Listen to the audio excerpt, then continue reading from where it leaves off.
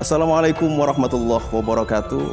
Hamdan wa syukranillah amma ba'd. Saudaraku yang dimuliakan Allah subhanahu wa ta'ala, tahun 717 Masehi, seorang khalifah yang pernah memimpin dinasti Islam, masyhur dengan segala kebijaksanaannya, Umar bin Abdul Aziz, satu ketika saat beliau meredam konflik yang terjadi pada masyarakat Islam saat itu, beliau memberikan perintah kepada seluruh khotib yang ada di wilayahnya untuk membacakan atau memberikan penjelasan tentang substansi daripada surat An-Nahl ayat 90. Inilah sejarah mengapa sampai sekarang para khotib kita masih membacakan surat An-Nahl ayat 90 di mimbar-mimbar Jumat pada akhir khutbahnya. A'udzu billahi minasyaitonir rajim. Bismillahirrahmanirrahim. Innallaha ya'murukum bil adli wal ihsan wa ita'i dzil qurba wa yanha 'anil fakhsya'i wal munkari wal baghi ya'idukum la'allakum tadhakkarun. Shadaqallahul 'adzim. Ibnu Mas'ud radhiyallahu an, salah seorang sahabat Rasulullah sallallahu alaihi wasallam, dalam meriwayatkan hadis yang disabdakan Rasul, menguatkan bahwa inna ajma'a ayatin fil Qur'an li khairin wa syarrin hadhil ayah. Segala yang termaktub di dalam Al-Quran, perintah kebaikan, larangan terhadap keburukan, semuanya tersimpul di dalam ayat ini.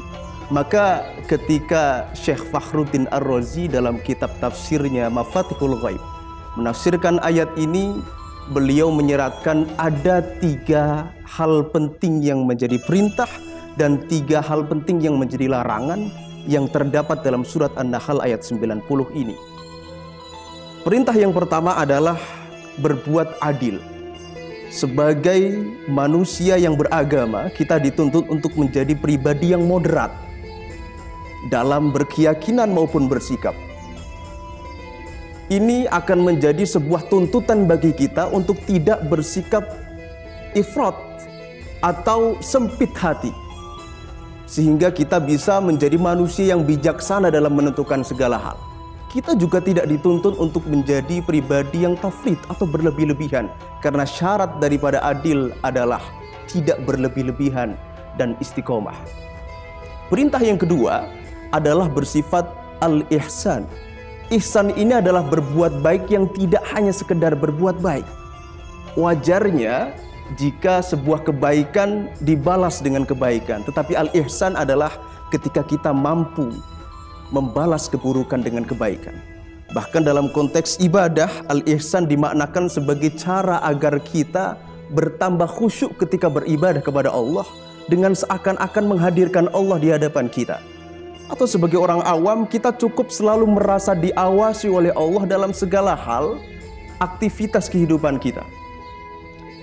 Yang ketiga adalah ita'idil kurba, memperkokoh tali persaudaraan, ukhuwah Islamiyah, basyariyah, watoniyah. Prinsipnya irhamu man fil ardi yarhamukum man fis sama.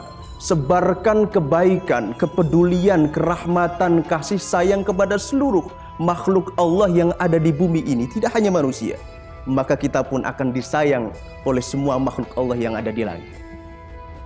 Saudaraku yang dimuliakan Allah Subhanahu wa taala, wa yanha 'anil fakhsya'i wal munkari wal baghi. 3 larangan di dalam surat An-Nahl. Yang pertama adalah al-fakhsya.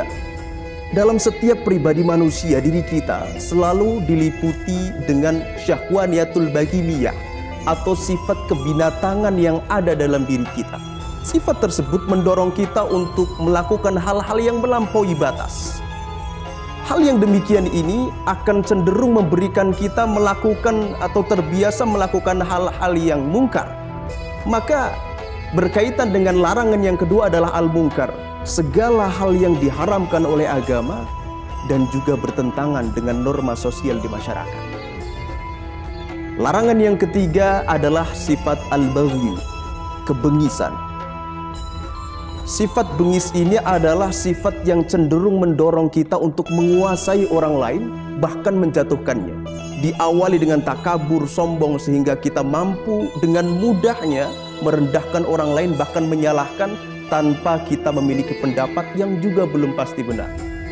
Saudaraku yang dimuliakan Allah Subhanahu wa taala, inilah 3 perintah dan 3 larangan yang menjadi substansi dalam surat An-Nahl ayat 90 yang sampai sekarang masih setia dibacakan oleh para khotib kita di mimbar-mimbar Jumat. Semoga Allah Subhanahu wa taala memberikan kita kekuatan untuk senantiasa meningkatkan kualitas ketakutan dan ketakwaan kita agar mampu secara maksimal mengamalkan apa yang telah diingatkan dalam An-Nahl 90. Wallahul muwaffiq ila aqwamit thoriq. Assalamualaikum warahmatullahi wabarakatuh.